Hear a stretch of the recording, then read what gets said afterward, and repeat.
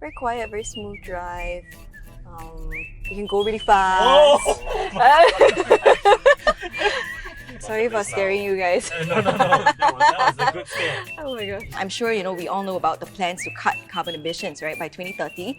We are 9 years away from that. So I think that, yeah, we are 9 years away from that. We are closer to 2030 than we are to 1990. By the way, if anyone was born in the 90s, yeah. We feel very old now, right? Yeah. Sorry guys. Hey, what's up? It's Germaine. Nice to meet you. I am 26 years old this year and I'm currently working at 987 FM. I'm a full-time radio DJ and I'm so happy to be here with the Royal Singapore.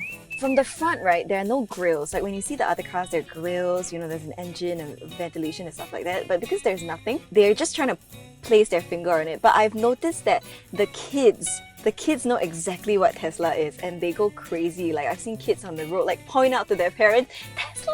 Like I can see them mouthing that. But the kids get so excited, they're very cute. I just wave at them. The moment that I turned 18 years old, the same day on my birthday, I went to sign up for my basic theory test. So I was so excited, right? I barely passed my driver's test with 18 points. I think 20 points is the cutoff. But I managed to pass on my first try, auto of course.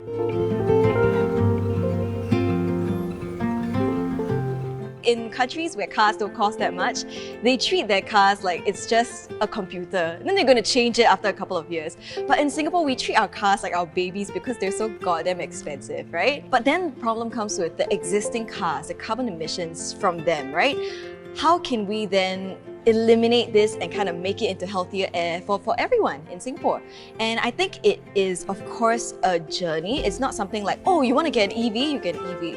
Not a lot of people can afford an EV in the first place, and it's not that accessible, I would say, at this point in time. But compared to 10 years ago, I think we are really making a huge shift. And I think in these next couple of years, we're going to see the efforts really ramping up. And I'm so excited!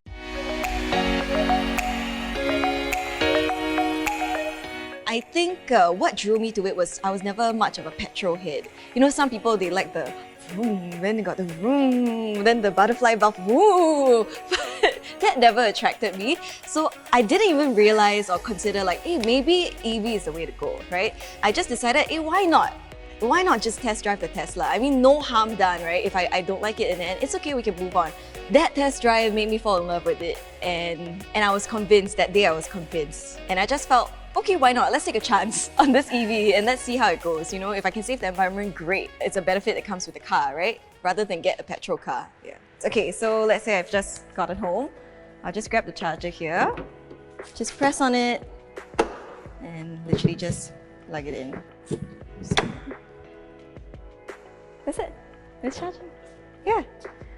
And when it's done, it will just stop blinking. Then when you want to take it out, you just press this.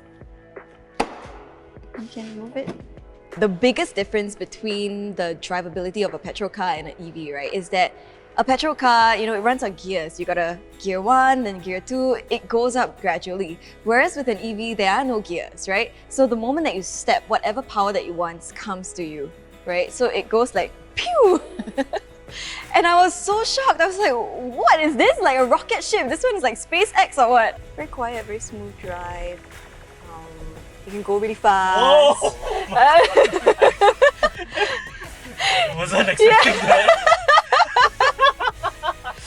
Faster than I thought. Yeah, it really comes out of nowhere. I think the 0 to 100 can fight an Aventador, if I'm not wrong. It's really not too bad. Yeah. Sorry for scaring you guys. No. That was a good scare. Oh my gosh. With this green plan that we have by 2030, there's a lot of things that we want to achieve, right? And I think all of these steps are just going to make it more accessible for people to drive EVs and to pick an EV over a petrol car.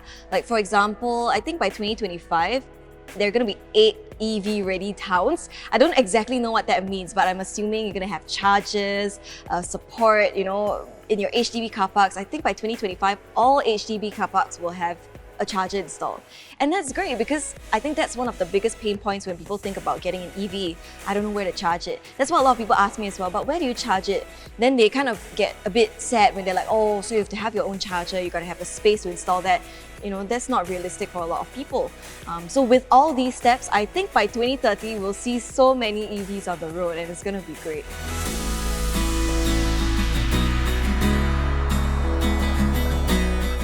it sounds scary to a lot of people. They think, oh, I have to change the entire way that I live. That's not true.